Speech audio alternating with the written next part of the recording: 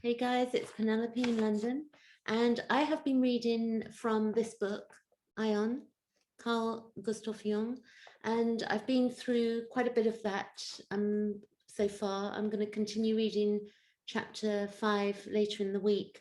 But what I wanted to bring attention to was something really beautiful, and it's from his works of Symbols of Transformation, and it's paragraph 644.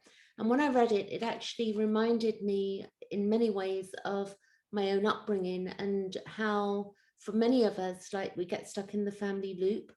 And that's not particularly a bad thing. It's nothing to be judged, but it's something that he addressed. And this piece that I'm going to read now, this paragraph, not chapter, paragraph, I think I said 644, it really spoke to me loud and clear.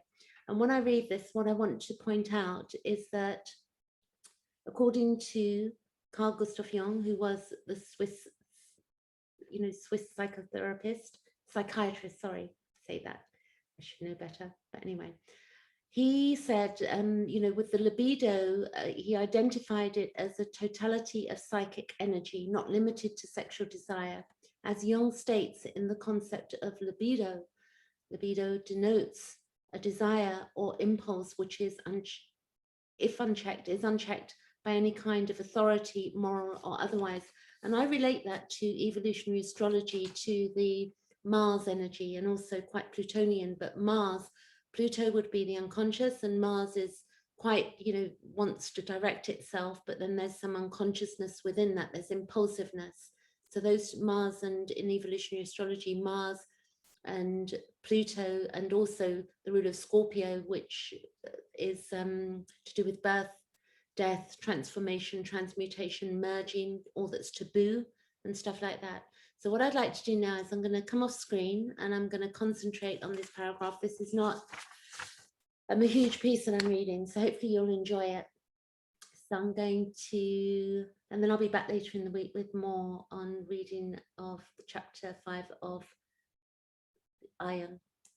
So here goes. So here I begin.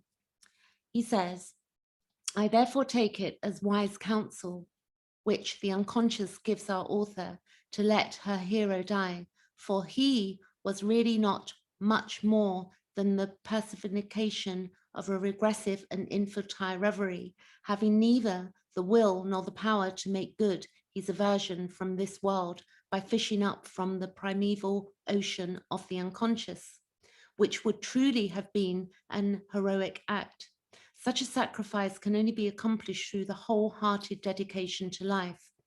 All the libido that was tied up in the family bonds must be withdrawn from the narrower circle into the larger one, because the psychic health of the adult individual, who in childhood was a mere particle revolving in a rotary system, demands that he should himself become the center of a new system. That such a step includes the solution, or at least some consideration, of the sexual problem is obvious enough. For unless this is done, the unemployed libido will inevitably remain fixed in the unconscious endogamous relationship to the parents and will seriously hamper the individual's freedom. We must remember that Christ's teaching means ruthlessly separating a man from his family. And we saw this in Nicodemus' dialogue, how he took a special pains to give regression a symbolic meaning. Both tendencies serve the same goal, namely that of freeing man from his family fixations, from his weakness and uncontrolled infantile feelings. For if he allows his libido to get stuck in a childish milieu and does not free it for higher purposes, he falls under the spell of the unconscious compulsion.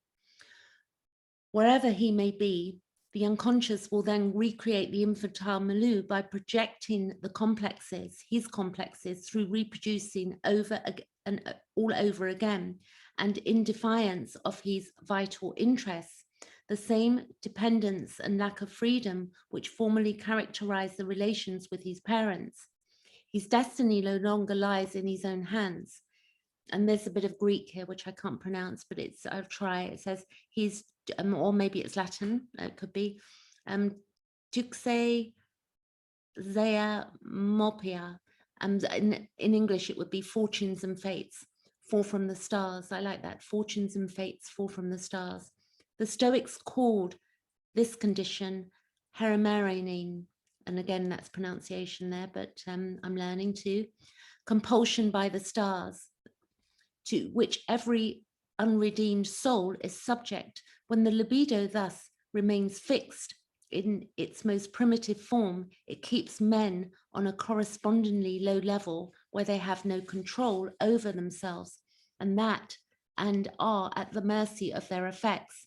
This was the psychological situation of late antiquity, and the savior and the physician of the time, and he who sought to free humanity from bondage to Haramani, I think that says. So let me just look back here. And he says, when I looked just a moment ago, that maybe that's to do with compulsion. So it's fascinating, Jung's work. It really has taken me to another level of understanding myself. And for years, I've, sort of tried to approach it and I didn't get it. But then I found a wonderful friend of mine. I will put his link below. A few years ago, a gentleman called Skip, who has his own channel, and he talks and reads on Jung, and it's a fabulous way to learn. So I found that the more that I listened to some of Skip's live stuff, I began to sink in.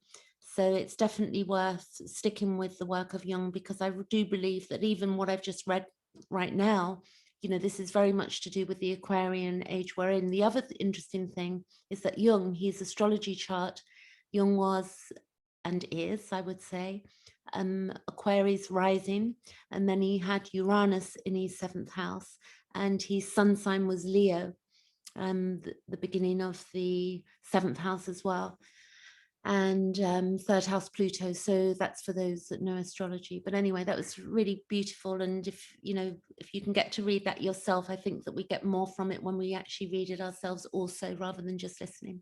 Anyway, thanks for listening, and I'll be back with more.